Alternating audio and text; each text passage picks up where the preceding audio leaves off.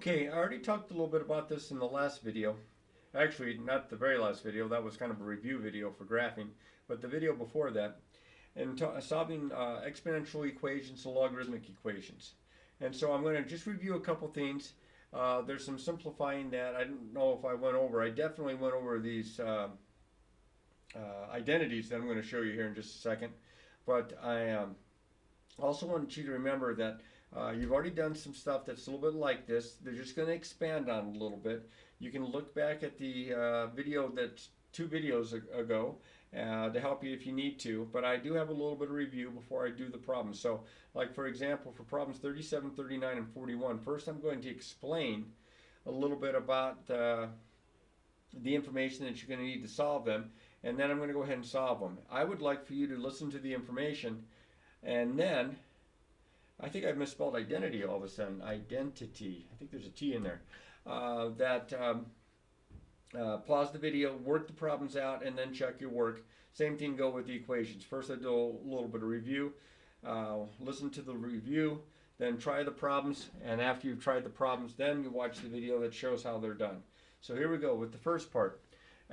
This has to do with the fact that exponential functions and logarithmic functions are inverse functions of one another. Not all exponentials are inverses of logarithms and so on, but the corresponding ones, as long as they have the same base. So what we're going to do is we're going to remember that inverse functions undo one another. So like the inverse operations, you add 5, you subtract 5, you get right back to where you started. You get identically back to where you started. Okay? Multiply by 5, divide by 5, you get right back to where you started. Well, when you compose inverse functions, you get the identity. You get the line y equals x, or if you want to, sometimes they'll say that this is I of x equals x, with the function notation, and the I stands for the identity function. But you get back to x, all right? So when you compose inverse functions, and look what I have here. I am composing the two functions, the log function and the exponential function. In fact, this is the log function of the exponential function. If the bases match, then the log base b of b to a power is just that power. So if this is a 5, then this is a 5. If this is a 10, then this is a 10. If this is a 2x plus 3, then this is a 2x plus 3, as long as these match. And similarly, if I have base b raised to the log base b of x as my exponent up here, then whatever x is here, that's what goes right here. So if I have base b of log base b of 10, then it's equal to 10. If I have b to raise to the log base b of 100, then it's 100, and so on, whether it's a number or variable expression. So I'm going to use this to solve these 3 problems. So pause your video, try the 3 problems first, and then you can watch the video to check your work. All right, so now the natural log, which is the log base e of e to a power. This is this guy right here. See how they match? See how they match? So this is just equal to whatever the exponent is, which is x squared. That's my exponent there. That's my x. Okay? Here, this is a little bit like this problem. Notice it's base e that I'm raising to the natural log, which is the base e logarithm of 5x plus 2. So this is equal to whatever that expression is, 5x plus 2. And very similar to problem number 39 is problem 41, because again I have base e to the natural log of x squared. This is the base e logarithm here, so this is just equal to x squared. Whatever this expression is goes right there. Whatever this expression is goes right there. Whatever this expression is goes right there. So that's pretty straightforward stuff, but you do need to memorize both of these. And this works not just for natural logs and base e exponentials, but this works if it's a common log in base 10 or base 5 log and 5 to a power, as long as the bases match. Now, we jump to the equations. When we solve, and this may sound familiar, when we solve what we call exponential equations, those are equations in which the variable is in the exponent. Typically, you're either going to match the bases, which is what you did primarily on the first part of the assignment from this particular section. I think it was a couple classes ago. Or you might have to get the exponential expression that contains the variable, the exponential expression, all by itself on one side, and then use logarithms and this property right here. Because now remember, there's a k here, that's my exponent. remember that if you have the variable in the exponent, you can't solve for it as long as it's in the exponent. You've got to get the variable kind of down with the rest of the problem so you can work on it. So look what happens with this k. Log base b of m to the k, the property is that I can bring the exponent out as a constant factor.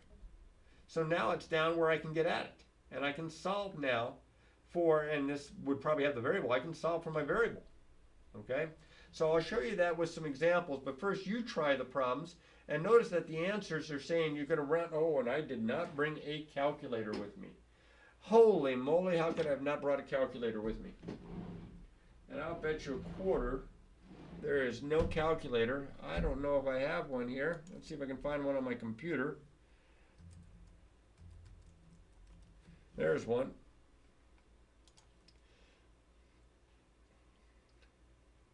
All right, so let's see. I need this to be scientific. Here we go. Now I have a scientific calculator and I should be able to do this. Let's make this a little bit smaller if I can. Okay.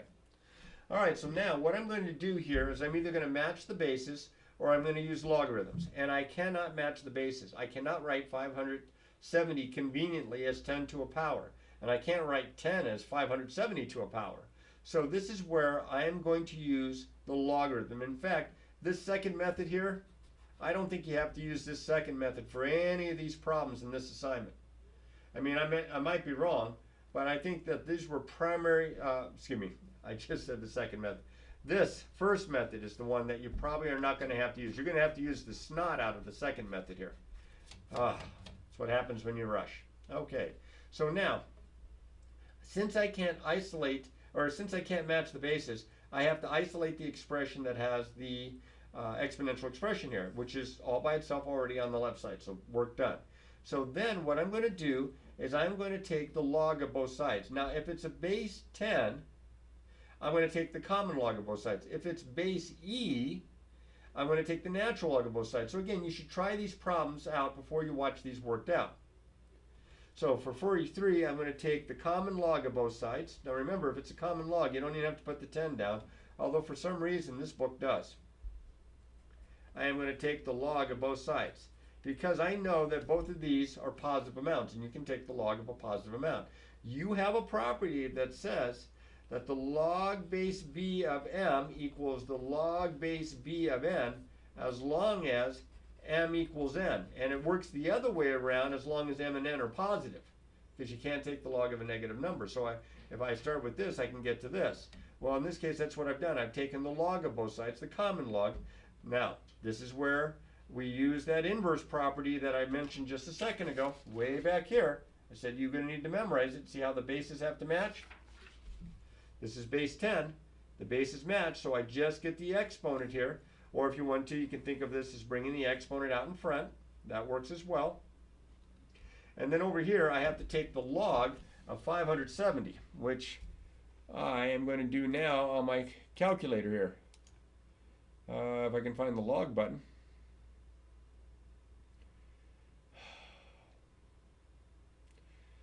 Of course not. Well, there's the natural log. There's the log. And I get 2.75587 and a whole bunch more. Now, they're going to ask you to round to 3 decimal places, so I'm going to write that x is 2.756, rounding to the 2 decimal places. You look at the 5 that's in the third spot, you have to round up because directly to the right it's 5 or more. So here's my first answer. I'm going to put the approximately there. And that wasn't so bad. It took longer for me to talk about than it actually did take just to work it out. And here on this one, since we already know that this, oh, good Lord, I forgot. No, you can see that, okay? I don't know if you can see it because the calculators might be in your way. Holy smokes, what am I doing here? All right, so I'll bring, hopefully you can still see this with this stupid calculator.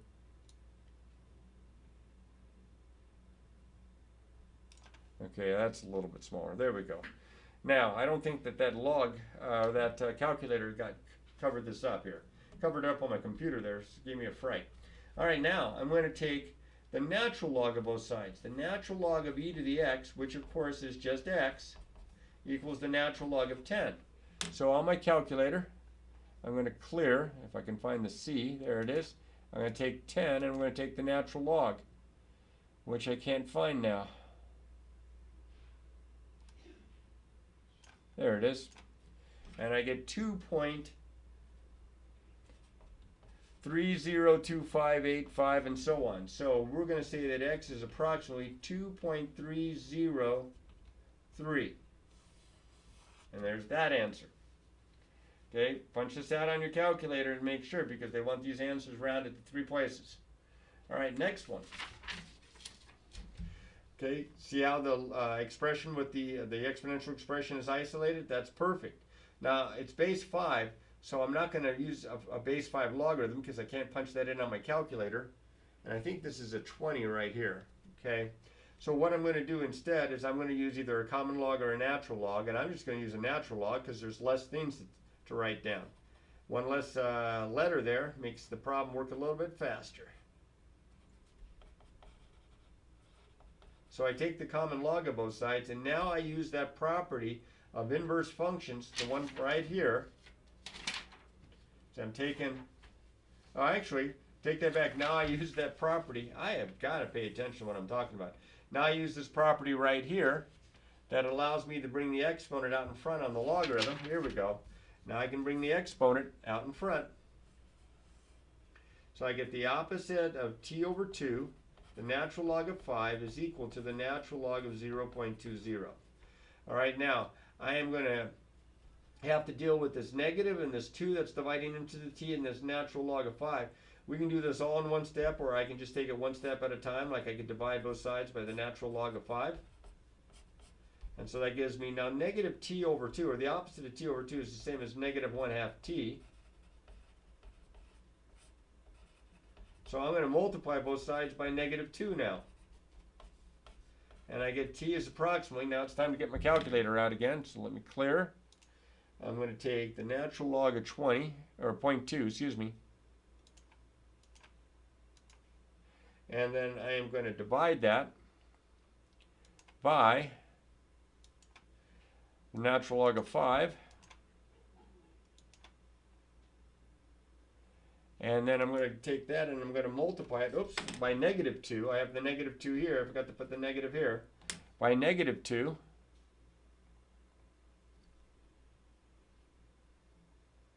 I lost my spot here. It's times negative 2. And I get a positive 2. And that's exact. So I don't think he wants you to add 3 zeros, or she wants you to add 3 zeros in the end. I think if you just write t is equal to 2, since it turned out to be exact, I think that's probably good enough. All right, same thing over here. I'm going to take, I can't match the basis, so I'm going to take the natural log of both sides. You know, actually, I think I could have matched the basis here. I didn't even look at this. 0.20 is 1/5, 0.2, which is 5 to the negative 1. So I could have matched the basis here. Look at that. I could have matched opposite of t over 2 is equal to negative 1. Multiply both sides by negative 2, and I get the same answer. Oh, that would have been a big time saver. I guess I better start paying attention. All right, now this is 2 raised to a power equals 565. I can't write 565 as 2 to a power, so I'm going to take the natural log of both sides. I'm going to bring the exponent out in front using that property. It's that third property of logarithms that we talked about. I think it was in section 2. I'm going to go ahead and I'm going to divide through by the natural log of 2. Now, you don't do anything with this. You can't simplify this. I get 3 minus x is equal to this mess. Now I'm going to subtract 3 from both sides. I get the opposite of x is equal to the natural log of 565 over the natural log of 2 minus 3. And then I'm going to take the opposite of both sides. I'm going to multiply both sides by negative 1. So negative 1 times all of this is going to give me, I'm running out of room here.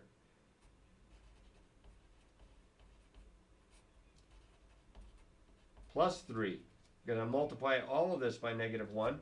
So I got to get my calculator out again. I can't even read my own writing. So let me clear out 565. I don't like these calculators that are built into the computer because I'm always unsure of which steps to put first. Divided by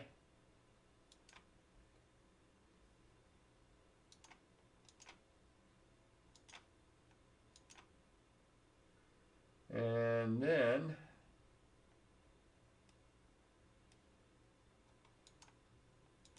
take care of that, and I get negative. No, I get negative 6.1421, or x is approximately negative 6.142. Better double check that one and tell me if I did that one right. It is an odd number problem. I guess I could look in the back of the book. Am I too lazy to do that? No, I think not, because I have the book handy. And this is 3-4. Let me find that here. There it goes, and this is problem 49. Well, I sure hope I got this. Yes, I did. I got that one to match up okay. All right, nice. All right, next one. This time, the expression that has the exponential expression that has the variable in the exponent here has a factor that's times it. So I said we need to isolate this. Okay, so just like in these two, they already isolated. This one, I have to get rid of the 500. So I'm going to divide both sides by 500. And I get e to the opposite of x is equal to 300 divided by 500. If you punch it out in the calculator, you get 0.6, or just 3/5. Then I'm going to take the natural log of both sides, because this is base e. And that just gives me the opposite of x is equal to the natural log of 3/5, and then I'm going to multiply both sides by -1. And I get, this is going to be approximately, let me clear this out.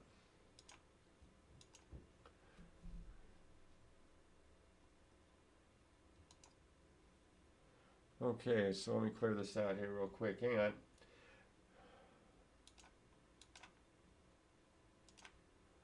And I get positive 0.510826 and so on. So the 3 decimal places, x is approximately 0.511.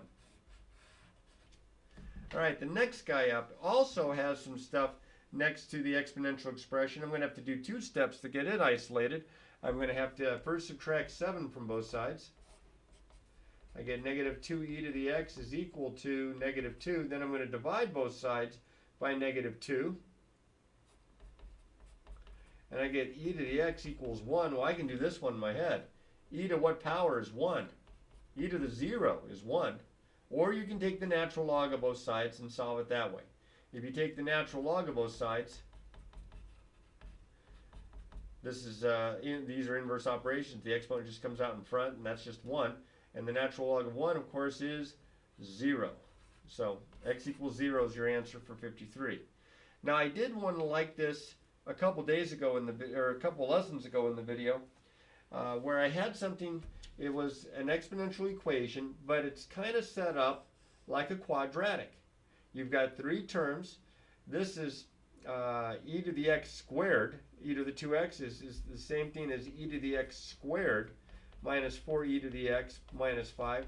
So you can factor it like a quadratic, but instead of an x and an x, you're going to have an e to the x and an e to the x. Now I need 2 numbers whose product is -5, whose sum is -4, and I'm thinking -5 and 1. So I'm going to put a -5, and then I'm going to put a +1 here. So I'm going to say that e to the x minus 5 equal to 0, or e to the x plus 1 equals 0. Add 5.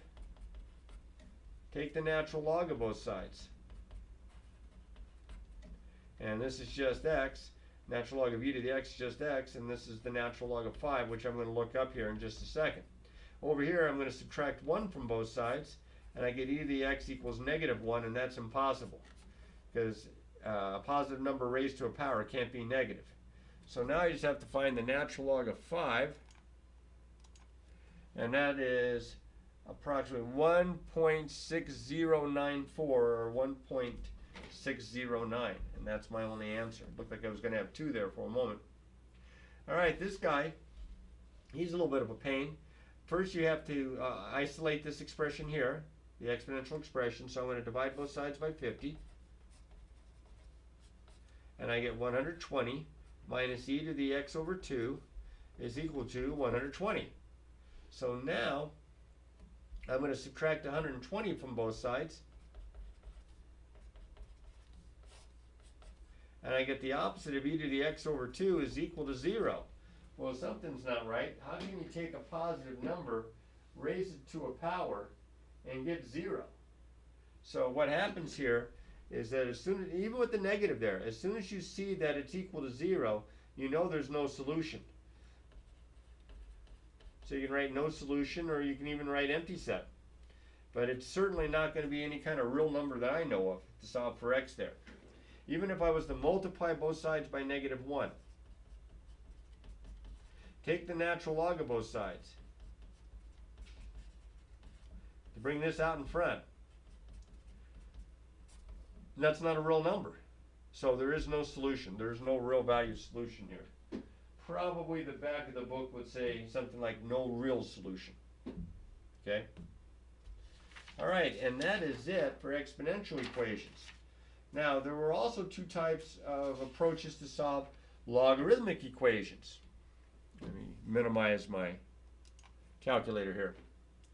All right, when you have a logarithmic equation, you have an equation in which the exponent is in the expression that you're taking the logarithm of it. It's part of the argument. Remember, when you take the log of something, that something is called the argument.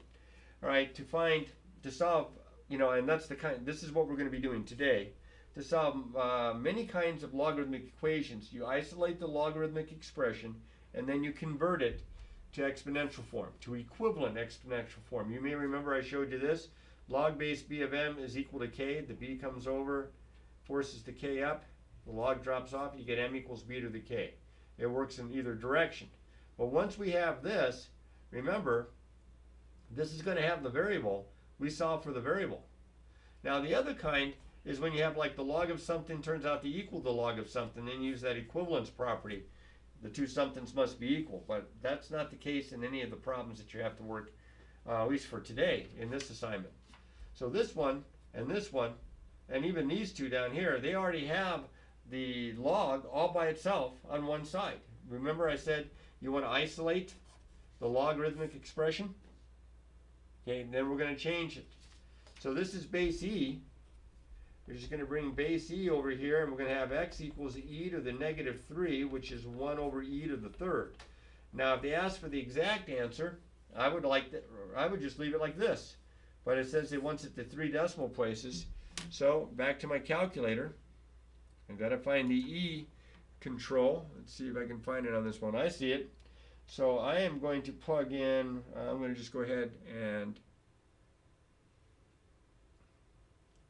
It's weird that they don't have that.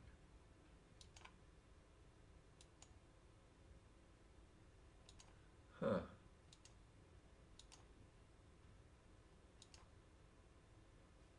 And e to that power, I get 0.049787 and so on, or to 3 decimal places. 0.0, this is going to round up, so this is going to be a 10, carry 1 to 50. X is approximately 0.050.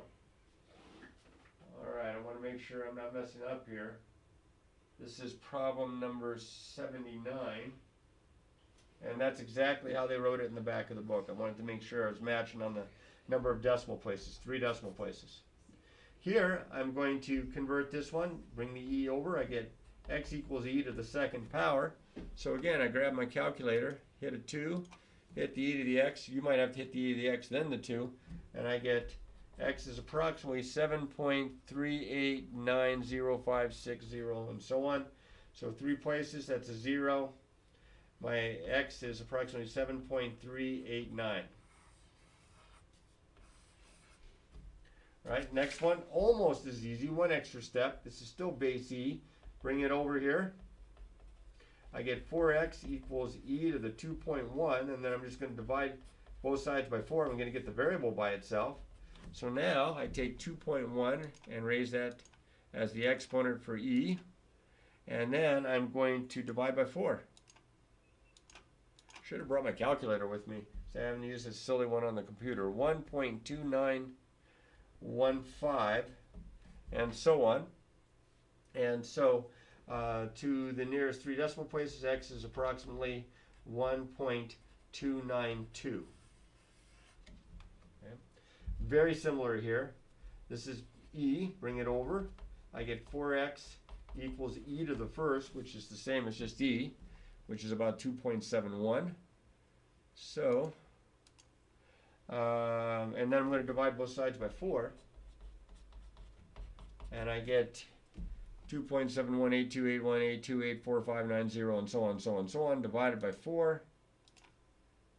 And I get I'm going to approximate it here, 0.6795, oh, there goes my screen all of a sudden, 70, and so on. So approximately 0.6, it's going to round up to a 10, so 80. 0.680. All right. Notice how similar these first 4 problems are. These ones are very similar as well, maybe an extra step or 2.